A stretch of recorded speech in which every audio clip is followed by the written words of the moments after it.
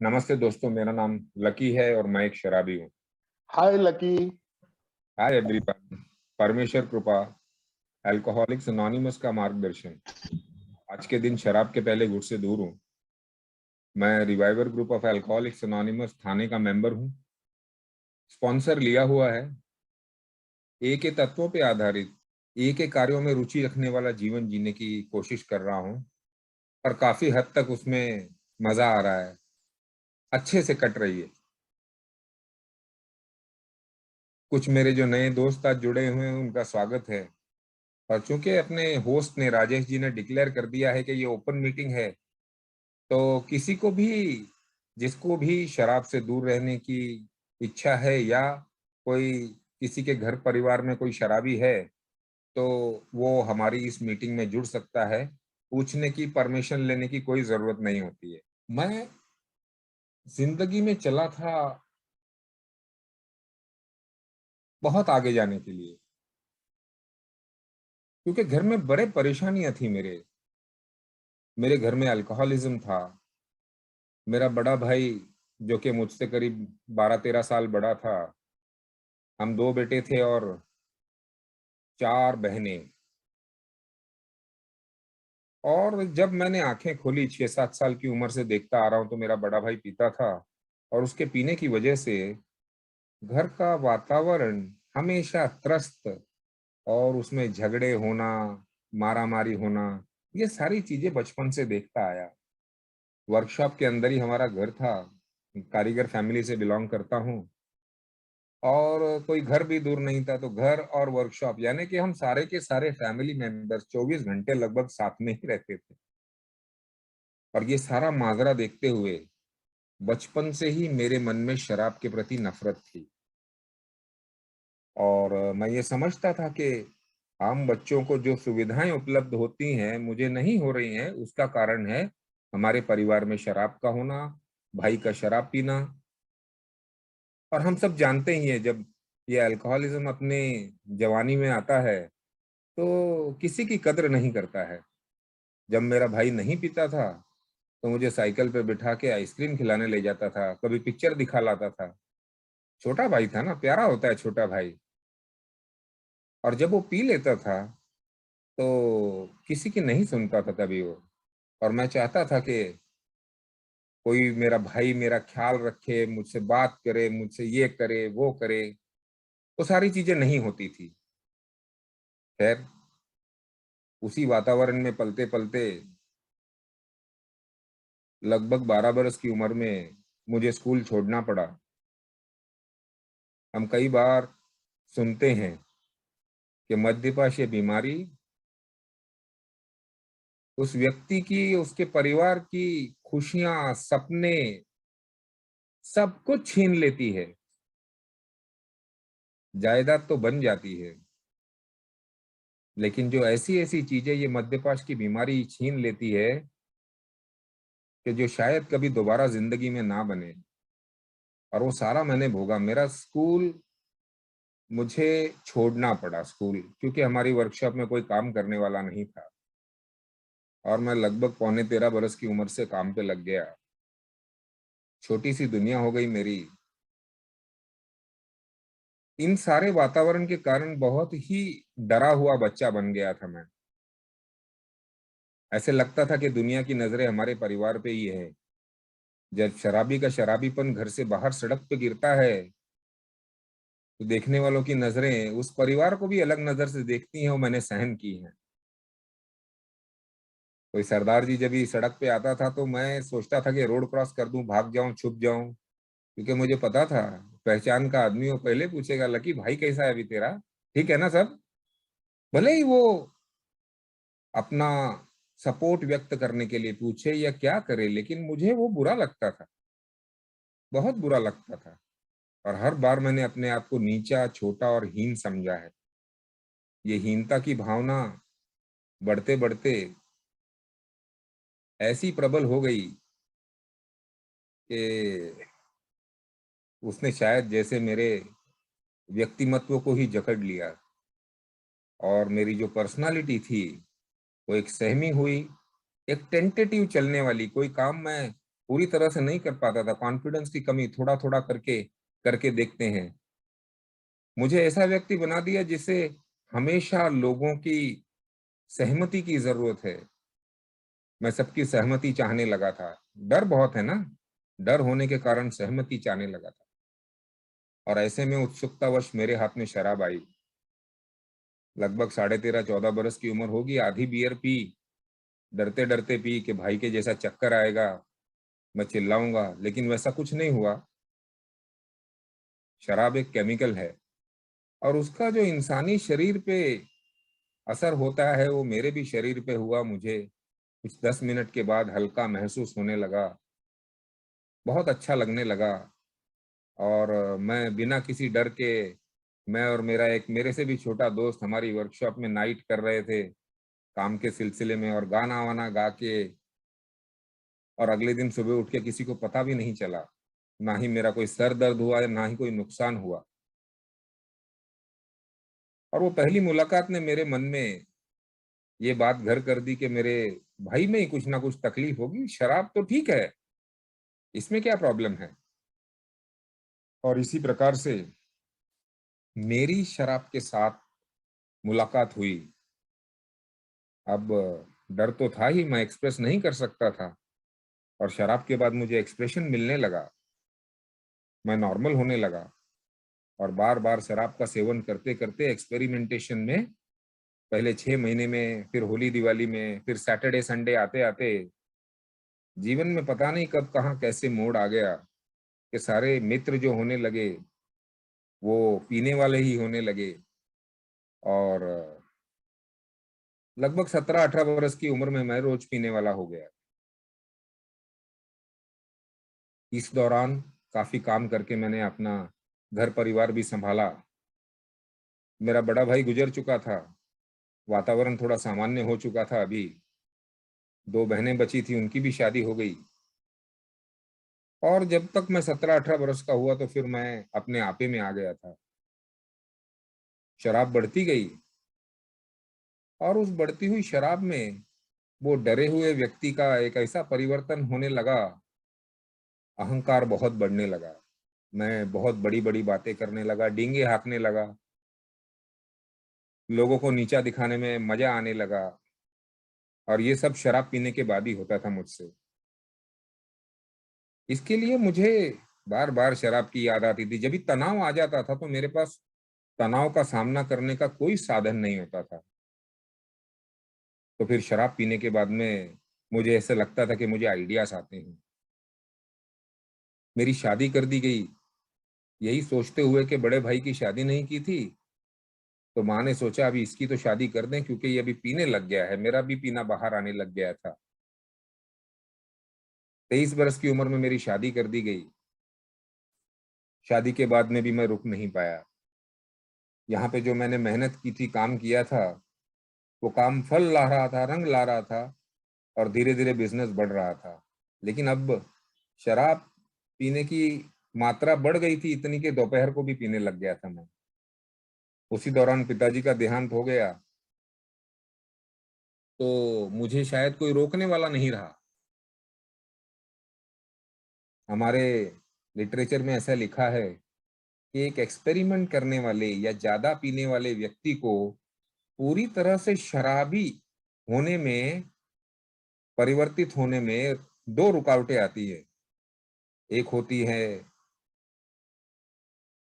धर्म की दीवारें, और दूसरी होती है समाज की दीवारें। मेरे घर में पिताजी मेरे से, मैं सबसे छोटा था, तो शायद वो एक दीवार थी। लेकिन उनके जाने के बाद में मैं बेतहाशा पीने लग गया। धर्म की दीवार भी इसी दौरान टूट गई। एक दिन गुरुद्वारे पी के चला गया, और फिर उसके बाद में कभी महसूस ही नहीं हुआ। सामान्य चीजों के साथ नाते टूटने लगे, और अपनी ही दुनिया में, अपने ख्यालों में, अपने ख्वाबों में, अपने तरीकों में, एक्शंस में विश्वास रखने वाला ऐसा व्यक्ति जो पीने के बाद ही खिलता था। और फिर वो आखिरी का दौर आया, जब धीरे धीरे सब कुछ जाने लगा। अब हफ्ते में 3-4 बार सुबह उठने के बाद में भी मुझे शराब लगती थी। शारीरिक तकलीफें बढ़ने लगी, हॉस्पिटलाइजेशन होने लगे, घर वालों के प्रयत्न शुरू हो गए। उसी दौरान मुझे याद है 1995 का साल था और मैंने एक फैक्ट्री अपनी पार्टनरशिप में डाली थी पंजाब में, और वही पीने के कारण मैं छोड़ के आ गया। और उसके बाद में मेरा फिजिकल ट्रिमेंडस ब्रेकडाउन हुआ। मैं एक हॉस्पिटल में एडमिट हुआ, भारतीय जनरल हॉस्पिटल में, जहाँ पे मुझे मेरी माँ एडमिट करा के चली गई थी। कोई मिलने को आ रहा था। 5 दिन का डिटॉक्स हो गया था और मैं सोच रहा था कि अब क्या होगा मेरा। सड़क के ऊपर से बाहर एक बार के दरवाजे पे एक बियर की बोतल बनी हुई दिख रही थी। मौत के करीब पहुंचा था, इसके लिए बड़े जबरदस्त डर महसूस होता था। लेकिन मैं तभी ये नहीं जानता था कि मेरा मन विवश है। उसी दौरान मुझे अल्कोहलिक्स अनोनिमस का संदेश मिला। एक अनजान व्यक्ति मेरे बेड के पास आके बैठा। शुक्रवार की रात थी और उसने अपनी कहानी शेयर करनी शुरू की। मेरे धर्म का भी नहीं था, मेरे से उम्र में भी बड़ा था, लेकिन उसकी बातों से जरूर ये महसूस हुआ कि मुझे ये जानता है कि शराब क्या चीज है। ये पीनी भी जानता है और शराब से प्यार भी करता है। और अपनी शेयरिंग खत्म होने के बाद उसने मुझसे पूछा, लकी सिंह, क्या आप भी शराब से दूर रहना चाहते हो? मैंने कहा, चाहता तो हूं लेकिन होती नहीं है मुझसे। उसने कहा, कोई बात नहीं, ये मुश्किल है लेकिन नामुमकिन नहीं है। आप कल सुबह अल्कोहलिक्स अनोनिमस की मीटिंग इसी हॉस्पिटल में नीचे चलती है। आप सुबह आइएगा, वार्ड बॉय ले आएगा आपको, और आप देखेंगे कि ये संभव कैसे हो सकता है। वो जाते जाते मुझे एक बात बोल गया कि भाई, तुम ये जरा देखो कि जिंदगी में तुम क्या बनने चले थे और क्या हो गया। बड़े ही न्यूट्रल शब्द। आज तक मेरे से किसी ने अपने गिरेबान में झांकने के लिए ऐसे शब्दों का इस्तेमाल नहीं किया था। सभी अक्यूज करते थे, कोई दुहाई देते थे।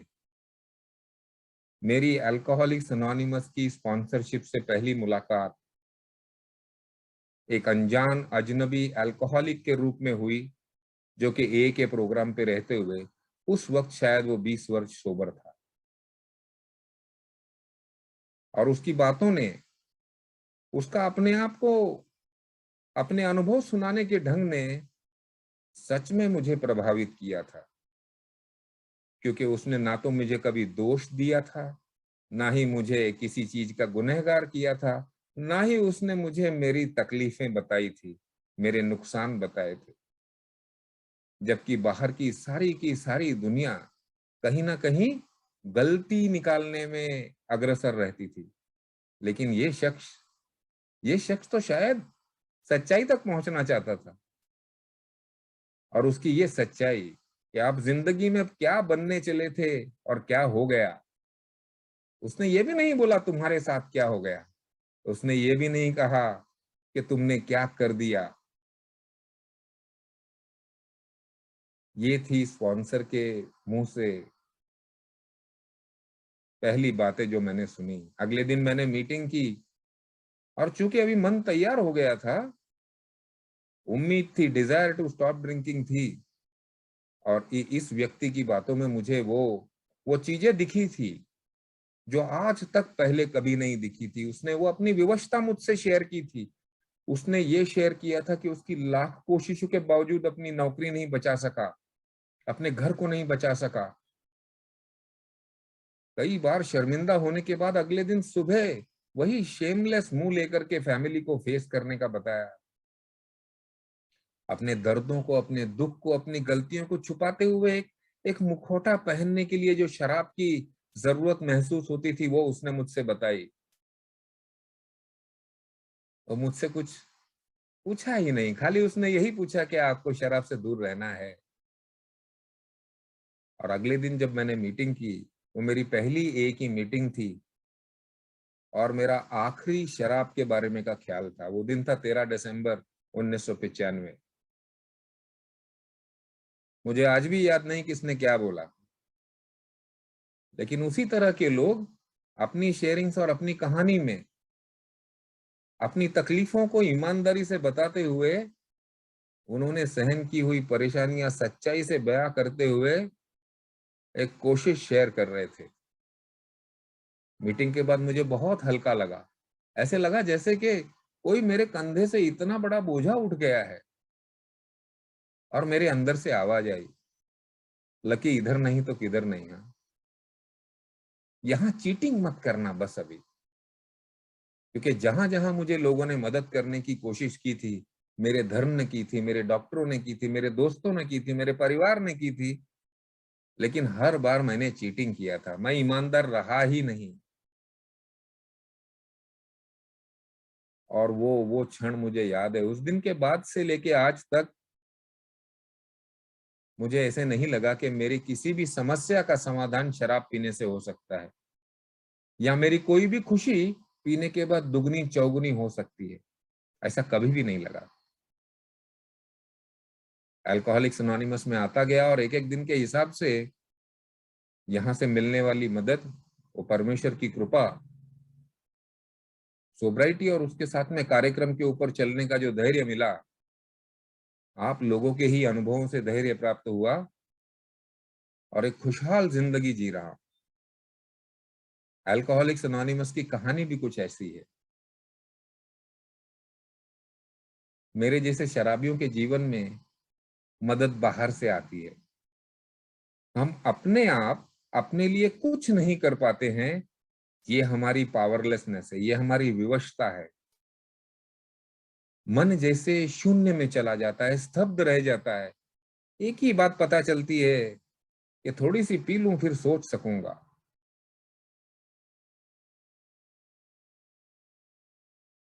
बिल डब्ल्यू जो अपने फाउंडर हैं, वो कहते हैं कि तभी ए का जन्म भी नहीं हुआ था। उसके पहले की बात कहते हैं कि एबीटी, उनका एक पीने वाला मित्र, वो कई सालों के बाद या महीनों के बाद उनको मिला और वो खुश दिख रहा था, उसकी आंखों में चमक थी, पिया हुआ नहीं लग रहा था। और उसने बिल को आके कहा कि भाई चल बिल, एक रास्ता मिल गया, मुझे रिलीजन मिल गया है, कम। अभी छुटकारा किसी भी प्रकार से हो, मध्य मुक्ति तो है ही ना। और बिल कहता है कि बिल उसके बाद एबीटी को अपना स्पॉन्सर बोलने लग गया। और उसके साथ में ही वो ऑक्सफोर्ड ग्रुप की मीटिंग करना, और वो एक्सपर्ट ग्रुप के द्वारा हम जानते हैं कि आगे चलते हुए बिल को जब भी कुछ वक्त हुआ था और किसी बिजनेस के सिलसिले में जब भी वो एक्रॉन ओहायो की तरफ गया था, तो मे फ्लावर होटल में उसे जब भी ऑब्सेशन का सामना करना पड़ा, तो उसके मन में विचार आया, उसको समझ में आया कि मुझे किसी न किसी शराबी से बात करनी चाहिए। ढूंढते ढूंढते बहुत दोस्तों की मदद से जब डॉक्टर बॉब, उन तक वो पहुंचे और उनसे मिल के बात की। बिल सोबर था और डॉक्टर बॉब प्रैक्टिसिंग पी रहे थे। और डॉक्टर बॉब 5 मिनट के लिए बिल के साथ बात करने को तैयार हुए थे, लेकिन वो घंटों तक बातें करते रहे, घंटों तक। और वहां से हम जानते हैं, हम सभी मानते हैं कि ये स्पॉन्सरशिप की जो रीत है, हमारी जो ट्रेडिशन है, ये वहां से शुरू हो गई। आज के दिन अल्कोहलिक्स अनोनिमस में इतना सारा प्रोग्राम डेवलप होने के बाद, ट्रेडिशंस डेवलप हो गए, कॉन्सेप्ट्स आ गए, विश्व भर में फैलती गई। अलग अलग आई हुई परिस्थितियों में भी अल्कोहलिक्स अनोनिमस ने अपना वजूद टिका के रखा। और आज से करीब 75 साल पहले, 70 साल पहले जो अल्कोहलिक्स अनोनिमस करती थी, वो आज भी कर रही है। और हम ये मानते हैं कि अल्कोहलिक्स अनोनिमस का प्रोग्राम जो है, वो one alcoholic talking to another alcoholic से ही शुरू होता है। ये हमारा बेस है। और ये बेस को हम स्पॉन्सरशिप की बुनियाद और स्पॉन्सरशिप की परंपरा में परिवर्तित करते हुए हमने अपने अनुभवों से क्या योग्य है, क्या अयोग्य है, क्या काम करता है, क्या नहीं करता है, वो देखने की कोशिश की। और लगभग 1970 के दौरान अपना एक पैम्फलेट बना, question and answers on sponsorship. और ये पैम्फलेट का जिक्र राजेश जी ने आज किया। अपनी पूरी अल्कोहलिक्स अनोनिमस से जो आए हुए अनुभव हैं, उन अनुभवों से समझते हुए एक स्पॉन्सी क्या देखता है और एक स्पॉन्सर क्या व्यवहार करेगा, क्या विचारों से जिएगा, ये सवाल और जवाब के सिलसिले में हमारे उस पैम्पलेट में दर्ज है। स्पॉन्सरशिप का इतिहास मैंने आपके साथ में शेयर किया। अब मेरे को जो व्यक्ति आकर के जिसने मुझसे शेयरिंग किया था, क्या वो मेरा स्पॉन्सर है? वो तो मेरे साथ 12वें कदम 12 स्टेप कॉल करने आया था। तो 12 स्टेप कॉल और स्पॉन्सरशिप में फर्क क्या है? क्योंकि जो मैं जहाँ पे हॉस्पिटल में एडमिट था वहां पे रहता नहीं था, मैं तो उससे 30 किलोमीटर दूर थाना में रहता था। और जब मैं थाना में आया तो ये ए के नेटवर्क के जरिए पता नहीं थाना के लोगों को कैसे पता चल गया कि तुम्हारा एक बेवड़ा बंबई में एडमिट है, अभी थाना आएगा। तो दो, उसमें से एक मेरा परिचित व्यक्ति, मैं शनिवार के दिन घर पे आया और रविवार दोपहर को मेरे घर पे आ गए।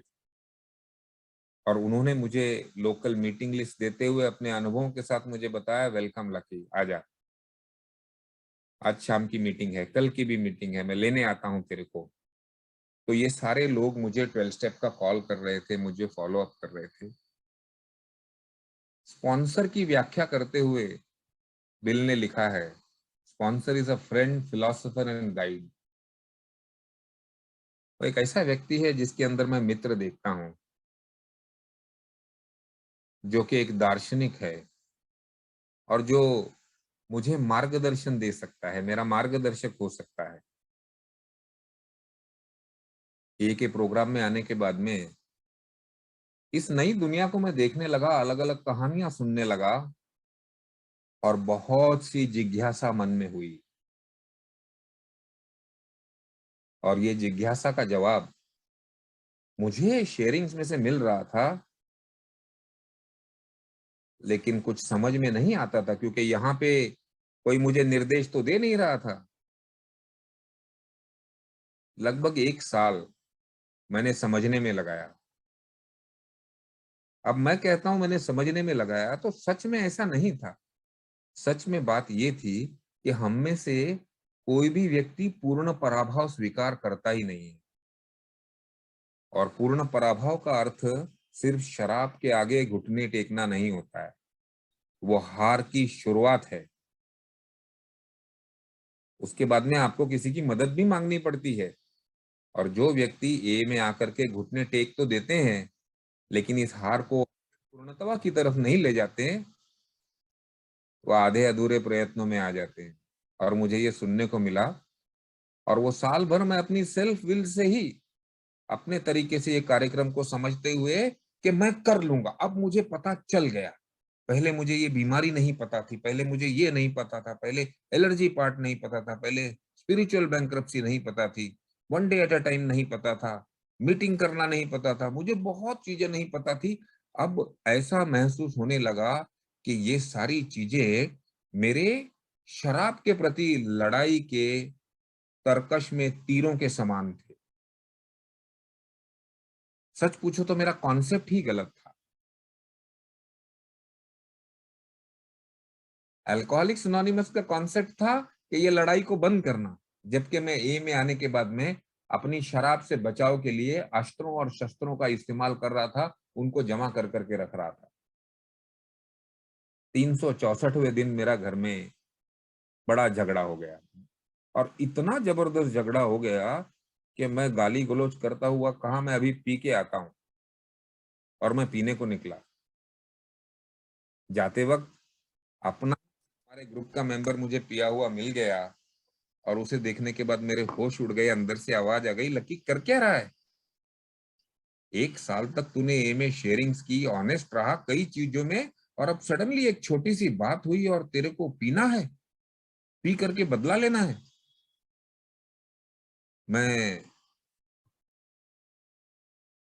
मेरे जैसे होश उड़ गए। मैं उधर ही अपने वर्कशॉप के दरवाजे पे बैठता हुआ अपनी विवशता पे रोया वोया। मोबाइल फोन तो थे नहीं, तो किसको फोन करूं। कैसे भी करके उस दिन सोया। अगले दिन डिसाइड किया कि भाई ये स्पॉन्सर तो लेना जरूरी है। सुना बहुत है, कोई फोर्स नहीं करता है, कोई बोलता नहीं है, सब ऑफर भी करते हैं, लेकिन मैंने कभी किसी को पूछा नहीं है। पूछना पड़ेगा। उस दिन मेरे ग्रुप में जो पहले 3-4 लोगों में आए, उसमें एक ओल्ड टाइमर आ गया और मैंने उसको अप्रोच किया। मैंने कहा, विनायक भाई आप मेरे स्पॉन्सर। वो बोलता है वेलकम यार। स्पॉन्सर बोलेगा तो क्या ऐसा थोड़ी है कुछ कि बड़ा कोई रस्म अदा करनी है या तेरी बेइज्जती हो रही है, तू मदद मांगने आया, ऐसा कुछ भी नहीं है दोस्त। हम दोनों साथ में इस प्रवास में जा रहे थे। अब जरा हम दोनों करीब आएंगे, रास्ता उधर ही को चलेगा। अब तेरे को ऐसा लगता है हम किसी टूर पे जाए ना, भले 100 फैमिलियां हो, जॉइंट पिकनिक पे जाएं, वो छोटे छोटे झुंड बन जाते हैं। वो समविचारी लोगों के झुंड बन जाते हैं। शायद उनकी टैलेंट्स एक हैं, शायद उनको एक जैसी बातें करनी है, शायद उनको एक जैसी अच्छी चीजें लगती है, पता नहीं क्या होता है, वो बॉन्डिंग हो जाती है। 100 के 100 एक साथ में बात नहीं कर सकते हैं। उसी प्रकार से उसने मुझे बताया, ये तो चलते चलते चल, थोड़ा देर हम हाथ पकड़ के चलते, उसमें क्या है, ये रास्ता मेरा देखा हुआ है। शायद इस रास्ते पे तू बहुत सारी चीजें मिस कर जाएगा। वो मैं तेरे को रुक रुक के बताऊंगा, देख इधर ऐसा है, ये पत्थर पे चढ़ और नीचे देख। जब मैं तुझे वो सारी कहानियां बताऊंगा तो मजा आएगा तेरे को भी। और वहां से मेरी शुरुआत हुई। मेरा पहला, नथिंग ऑफिशियल अबाउट इट, ऐसा कुछ भी ऑफिशियल नहीं था। मेरा स्पॉन्सर बड़ा ही समझदार और बड़ा बॉटम हिट करके आया था, और प्रोग्राम पे उसकी जो पकड़ थी, वैसा मैंने आज तक एक भी नहीं देखा। बड़ी कठोरता से ईमानदार था, बहुत ही अपने आप पे कठोर वो व्यक्ति। और वो स्टेप बाय स्टेप, पहले 3 स्टेप पे चर्चा करते हुए, और उसने जब मुझसे अलग अलग कॉन्सेप्ट के बारे में चर्चा करनी शुरू की, तो तभी मुझे महसूस हुआ कि पूर्ण पराभाव और पराभाव दोनों में फर्क क्या है। उसने मुझे मेरा डिजीज लिखने को लगाया। लिख सकता है तो लिख ले, बोलता है, क्या तकलीफ है भाई तेरे को। देख सकता है तू कि तेरे जीवन में कितनी बार तेरे ऑब्सेशन ने तेरे को ऐसे काम करने से रोक दिया जो कि तुझे करने चाहिए थे, तेरा ऑब्सेशन दूसरी तरफ ले गया। कई बार तेरी एलर्जी ने, थोड़ी पी के उठना चाहिए था, लेकिन तेरी एलर्जी ने बिठा के रखा और तुझे वो जायज काम करने से रोक दिया या नुकसान में डाल दिया। और कई बार तेरी आध्यात्मिक अधोगति ने, अवनति ने तेरे मुंह से ऐसे ऐसे शब्द और ऐसे ऐसे एक्शन निकलवाए हैं जो तू सच में कहना नहीं चाहता था। लिख ले। चौथा कदम लिखने से पहले उसके साथ में ये क्रिया करने में बड़ा मजा आया। मजा आया इन द सेंस, मुझे महसूस हुआ, मेरी विवशता महसूस हुई। और जैसे जैसे मैं अपने ऑब्सेशंस लिखता गया, वैसे वैसे मैं पराभव भी स्वीकार करता गया। जैसे जैसे एलर्जी लिखता गया, पराभव स्वीकार करता गया। और जैसे जैसे बैंकरप्ट लिखनी चालू कर दी, डर तो लगा मुझे, लेकिन वो साथ में था ना, हिम्मत दे रहा था। तेरी कहानी तूने देखनी है, बस कहीं डर लगे तो मुझसे पूछ लेना। मैंने अपनी कहानी को कैसे फेस किया, मैं तुझे बताऊंगा। इसी तरह से हमने स्टेप 1 2 3 करते हुए चौथे कदम की तैयारी कर ली। और जब चौथा कदम लिखना शुरू किया, तो उसने मुझसे अपना अपना चौथा कदम बताया, या इस प्रकार की क्रिया नहीं, उसने मुझसे कहा कि देख, हमारे प्रोग्राम के अंदर इसको हाउस क्लीनिंग बोलते हैं, कि बड़े सालों से उस घर में बहुत सा सामान पड़ा हुआ है, जो कि इस अल्कोहलिज्म की आंधी में जल गया है घर तेरा। और आज जब तू जीवन नया शुरू कर रहा है, तो ये तो देखना पड़ेगा ना तेरे को, क्या चीजें काम की है, क्या चीजें काम की नहीं है। क्या चीजें काम की है, वो जरा टूट फूट गई हैं, उनको जोड़ा जा सकता है, फिर से तेरे काम में आएंगी। और कई चीजें तूने ऐसी जमा करके रखी है जिनका कोई मतलब नहीं है, उनको छोड़ देने का वक्त है। नया घर बना रहा है, लेकिन उसके साथ में तेरा पुराना जीवन भी है। ऐसा है नहीं कि ये पिक्चर की तरह सीन कट हो गया और मेमोरी मेमोरी वाइप हो गई, ऐसा नहीं है। हमारी जड़ें बहुत गहरी हैं। और बचपन से लेके समझ के आता हुआ, मेरे साथ में एक बिग बुक में लिखे हुए, चूंकि ये बात 24 साल पुरानी है, तो वो टाइम पे शायद इंटरनेट का जमाना नहीं था और मैं थाना में रहता था, तो ऐसे कुछ बड़े एक्सपोजर नहीं थे। ना ही मैं कभी रिहैब गया हूँ, ना ही मैं कभी किसी साइकेट्रिस्ट के पास इलाज कराने गया था। तो मुझे बाकी लोग क्या करते हैं पता नहीं था, लेकिन इसने जो बताया मैंने किया। फिर हमने पांचवा कदम भी लिया, फिर छठा सातवां कदम भी उसने मुझे समझाया। और इस तरह से करते करते वो लगभग हमने 4-5 महीने के प्रवास के दौरान प्रोग्राम किया। और फिर जैसे मुझे ये थोड़ा सा समझ में आने के बाद, अब लोगों की शेयरिंग में जब वो कुछ बात करते थे स्टेप्स वगैरह की, तो मुझे वो महसूस होने लगा, हाँ यार, ये ऐसा है, ये ऐसा है। तो मेरी जो जर्नी थी उसमें थोड़ी रुचि बढ़ गई, नहीं तो मैं बोर होने लग गया था। 1 साल हो गया में, और लोगों की कहानी तो बदलेगी नहीं। अब ग्रुप है, उसमें रोज तो नया आदमी आता नहीं है, नया आदमी आता है तो बोलता नहीं है, पुराने लोगों की कहानी है, कितनी बार सुनेंगे, बोर हो जाता है। और मैं स्पॉन्सर को कंप्लेंट करता था, अरे यार, यह बार बार वही सुनना पड़ता है, ये तो सजा हो गई। तो उसने मुझसे कहा, देख, सुनने के अंदर अर्थ निकालना तेरी बारी है, दैट इज द डिजायर, वो तेरी इच्छा होनी चाहिए, और ढूंढने पे मिलेगा। बहुत सारी छोटी छोटी चीजों में टिप्स देते हुए उसने मुझे खड़ा किया, और मैं खड़ा हुआ उसके साथ। कुछ वक्त बीता, और धीरे धीरे करके मेरा नाता उसके साथ में टूट गया।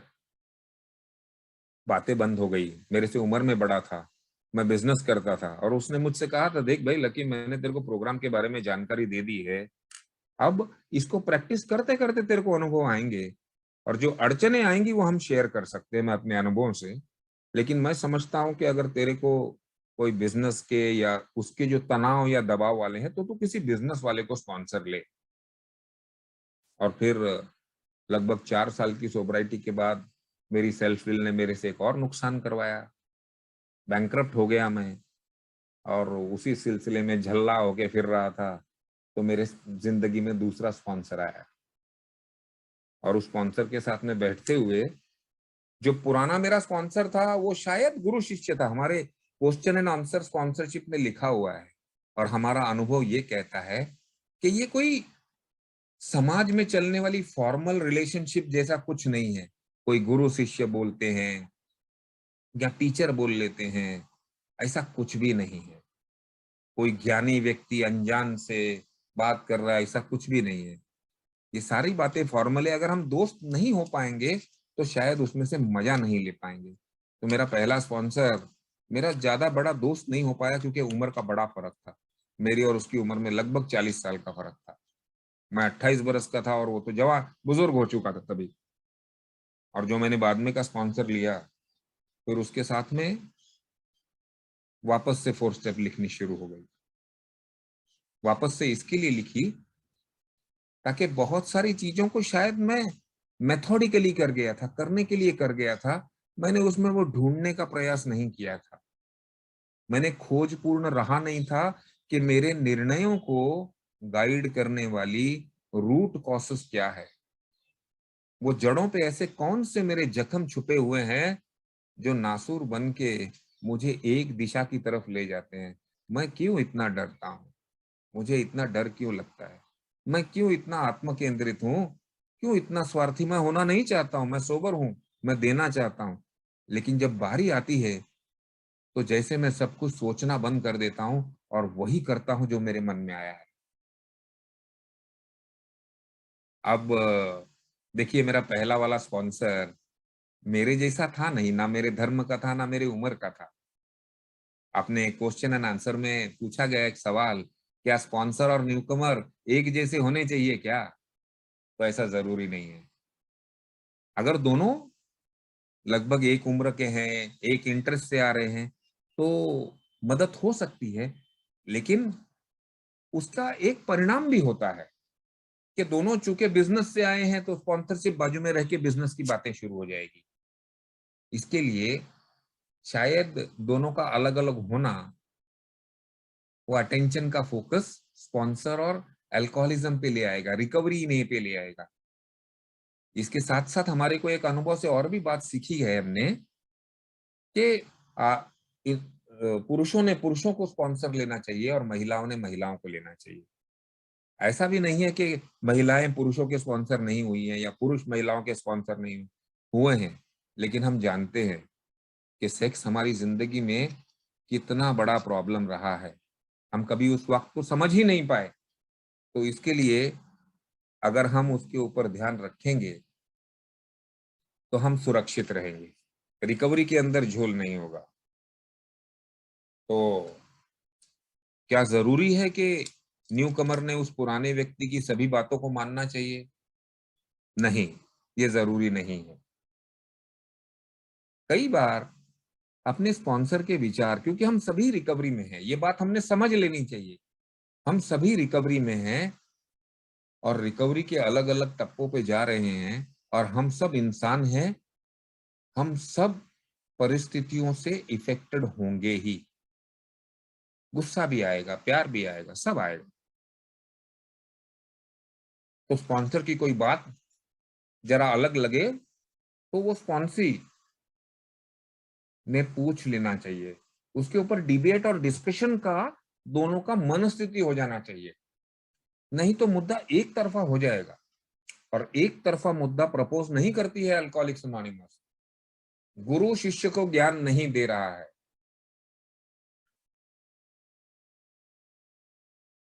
दोस्त दो आपस में बात कर रहे हैं।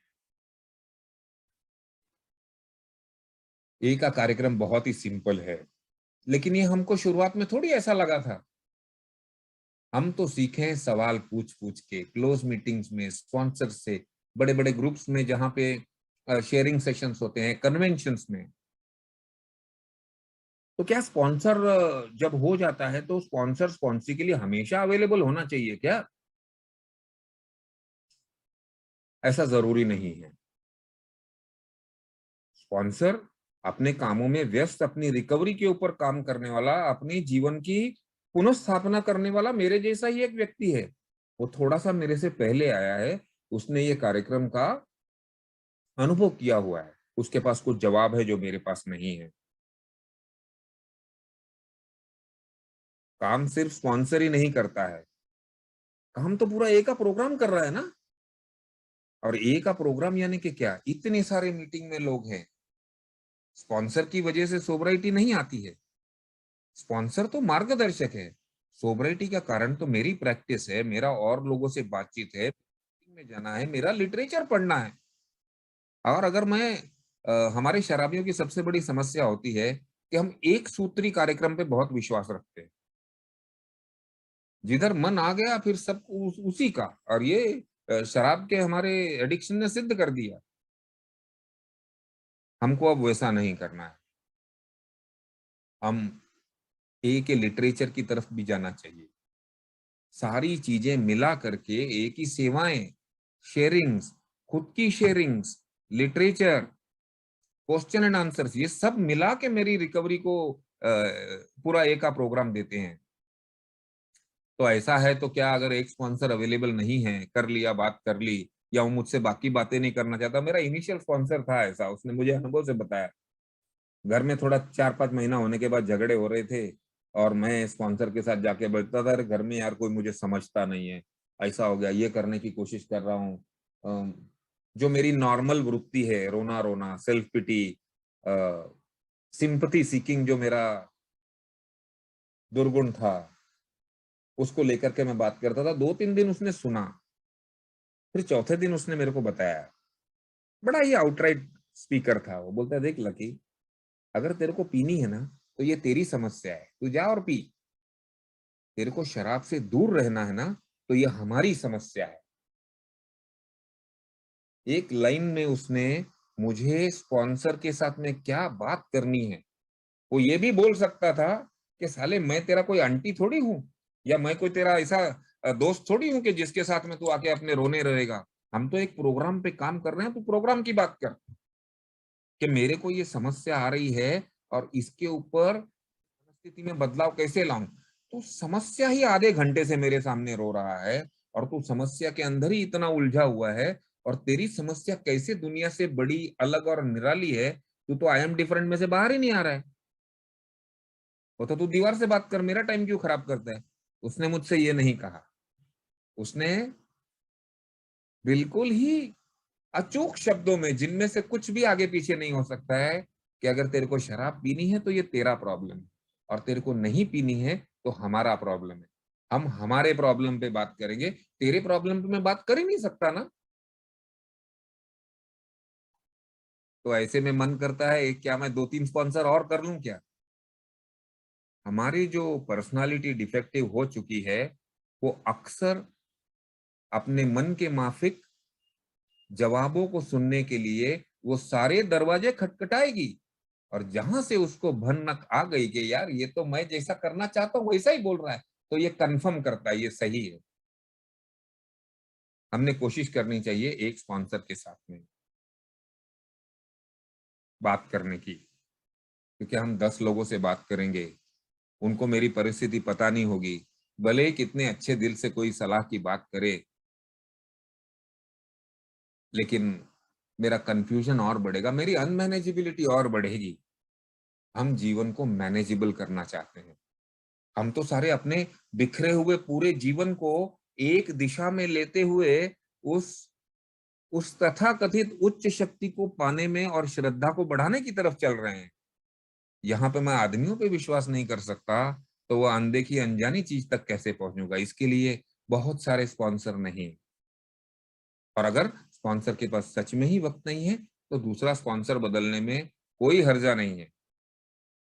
अब आजकल हो क्या रहा है, जैसे मैंने शेयर किया कि मैं रिहैब में होके नहीं आया था, ना ही मुझे कोई साइकेट्रिक हेल्प मिली थी। आजकल बहुत सारे रिहैबिलिटेशन सेंटर्स में अल्कोहलिज्म का प्रोग्राम प्रैक्टिस होता है। वहां पे एक स्पॉन्सर, जिसको काउंसलर भी बोलते हैं, कई रिहैब्स में जानता हूँ 4 स्टेप करवा के भेजते हैं बाहर। तो ऐसे जिनको रिहैब में से ही चौथे कदम का सारा अनुभव आ गया है, ये सब आने के बाद बाहर, क्या इनको एक का स्पॉन्सर लेना चाहिए क्या, ऐसा एक सवाल है। तो हाँ, लेना चाहिए। ऐसे व्यक्ति को शायद मेडिकल फैक्ट्स के बारे में, अल्कोहलिज्म की इस बीमारी के बारे में पता है, लेकिन फ्रीडम में रहते हुए, खुले दरवाजे होते हुए शराब से दूर रहना, और एक स्पॉन्सर का पर्सनल गाइडेंस, जिसमें शायद काउंसलर और उस इंस्टीट्यूट का अपना एक ढांचा होगा, एक सेट पैरामीटर्स होगा, उसमें रहते हुए बंद दरवाजों के बीच में कोई चीजों को समझना अलग बात होती है।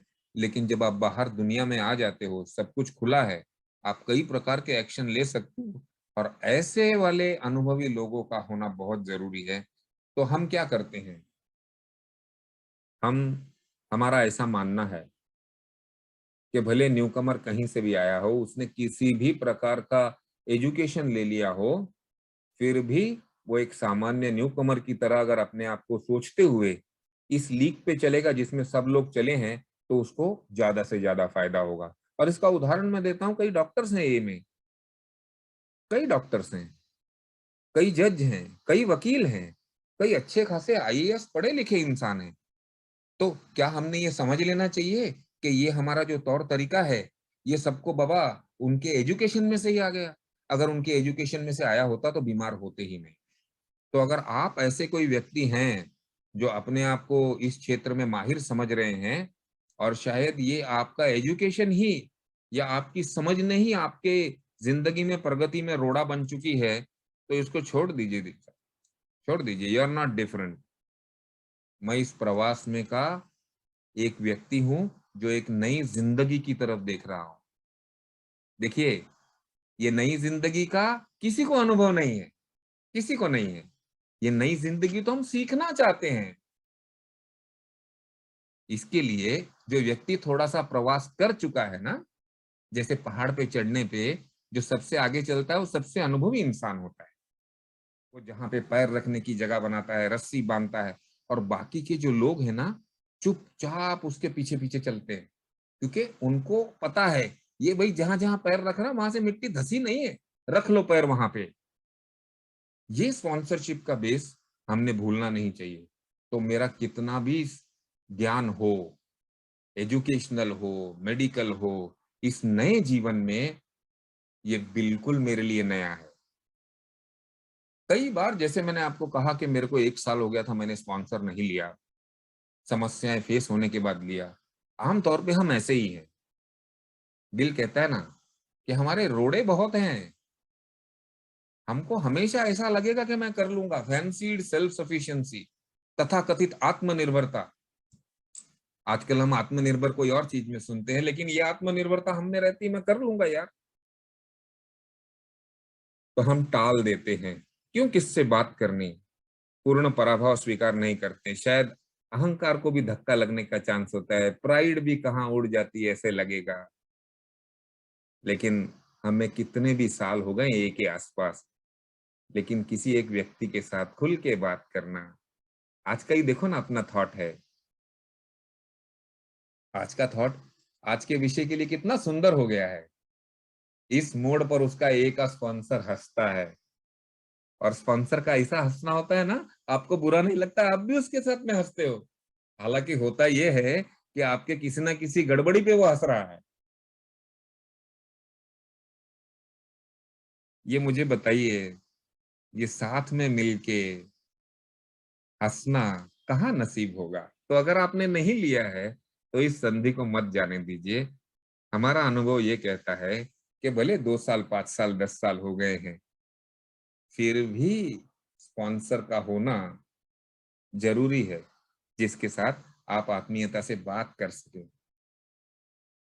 तो अब मुद्दा आता है कि जो लोगों ने स्पॉन्सर बनना की इच्छा रखते हैं, उन्होंने स्पॉन्सर लिया हुआ है, कुछ वक्त बिताया, प्रोग्राम कर लिया, एक ही सेवाओं में भी आ गए।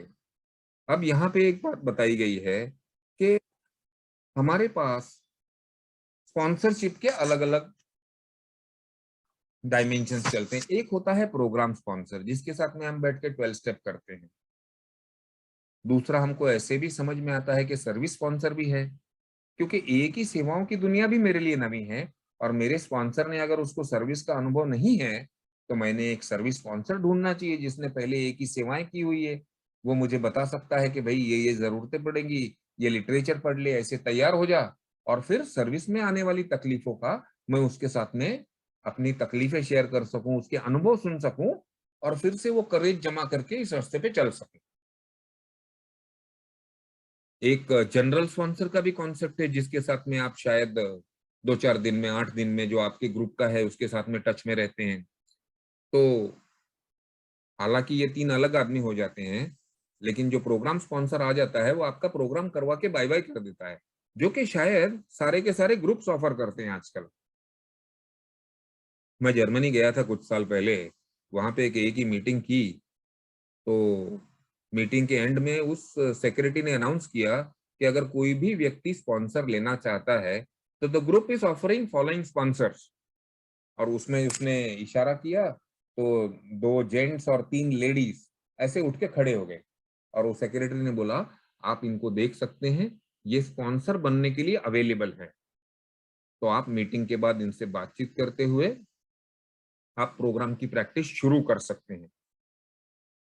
देखिए, अकेले से प्रोग्राम की प्रैक्टिस करना और किसी के साथ में करना, ये दोनों में जमीन आसमान का फर्क है। शायद जिंदगी और मौत का भी फर्क है, शायद खुशी और वो घुटन का भी है। हम शराब से तो दूर रह जाते हैं दोस्तों, लेकिन घुटते रहते हैं अंदर। वो अपने एम्बिशंस को नहीं समझ पाते हैं, जायज है कि नाजायज है। अपने आप से इतनी डिमांडें रख लेते हैं कि जैसे हमें वो जायज लगती है, लेकिन हमारी ही डिमांड हमको घोटती रहती है। शराब से तो दूर है, लेकिन हंसने से बहुत ज्यादा दूर है। एक अनुभवी व्यक्ति एक बड़ा फर्क ला सकता है, एक बड़ी आजादी दे सकता है आपको, और वो आजादी का मैं अनुभव करता हूँ। आज जब भी मैं अपने स्पॉन्सर के पास जाता हूँ, तो हम बड़े गहरे दोस्त होते हैं। और मेरा स्पॉन्सर कई बार उसकी समस्याएं होती है तो मेरे से बात कर लेता है। अभी वो स्पॉन्सर रहे ही नहीं शायद, और यही हमारे प्रोग्राम का हेतु है। अलग अलग नदियों नालों से पता नहीं क्या क्या आया, लेकिन जब समंदर में चला गया तो सारा पानी एक जैसा, सारा पानी एक जैसा। फिर कोई सफेद और कोई नीला नहीं है। अगर आपको देर भी हो गई है तो कोई फर्क नहीं पड़ता है। Recovery is one day at A time. और मैं समझता हूँ meeting time is decision time. मेरा ऐसा मानना है कि जब भी हम कोई एक ही मीटिंग्स करते हैं तो शायद कई हमारे पास सवाल होते हैं, कोई कॉर्ड लग जाता है, कोई आइडेंटिफिकेशन क्लिक हो जाता है ना, तो वो निर्णय ले लो आप। That is called God's will for you. मैं ऐसा मानता हूं कि मेरे लिए परमेश्वर की इच्छा है जो कहीं से व्यक्त हुई है, ले लो। कोई कारण नहीं है नहीं लेने का, कोई कारण नहीं है, एब्सोल्युटली नो रीजन। और लेने के इंडिया के अंदर लाखों कारण हैं, सारे विश्व में करोड़ों कारण हैं। तो लेने के सामने नहीं लेने में बहुत बड़ा अंतर है। अब इसके आगे चलते हुए person wanting to be sponsor है, लेकिन मैं यहाँ पे रुकना चाहता हूँ क्योंकि इसके अलावा भी आपके बहुत सारे सवाल हो सकते हैं, कुछ अनुभव हो सकते हैं, अच्छे बुरे दोनों प्रकार के। और अल्कोहलिक्स अनोनिमस कभी भी अनुभव से ही बढ़ती आई है। वो कभी भी एक तरीके का बंद ताला नहीं रहा है। हम जो ग्रो कर रहे हैं आज की तारीख में अपने ट्रेडिशंस पे खड़े होते हुए उस संगम की तरफ जा रहे हैं। और लास्ट में मैं मेरे स्पॉन्सर की एक बात शेयर करूंगा। मेरा स्पॉन्सर कहता है कि देख भाई, अच्छे स्पॉन्सर का काम तेरी समस्याओं को सुलझाना नहीं है भाई, वो तो तू खुद सुलझा लेगा। अच्छे स्पॉन्सर का काम है तुझे तेरी उच्च शक्ति से मुलाकात करवाना। और हमने कई मेडिटेशन के सेशन साथ में किए, कई सवालों के जवाब ढूंढे। और फिर मुझे एक दिन बोलता है वो, अब तेरे को तेरी असली पावर मिल गई है रे। अभी अपन किसी और चीज पे बात किया करेंगे, जा तू भी दो चार जन को स्पॉन्सर कर और मैं भी नया व्यक्ति लेता हूँ। It is done for you, you know the source. तेरे को अभी सोर्स पता चल गया है, जिस सोर्स से सारी ऊर्जा आएगी। मेरा काम खत्म। सो मेरा भी अभी शेयरिंग का काम खत्म। Thank you.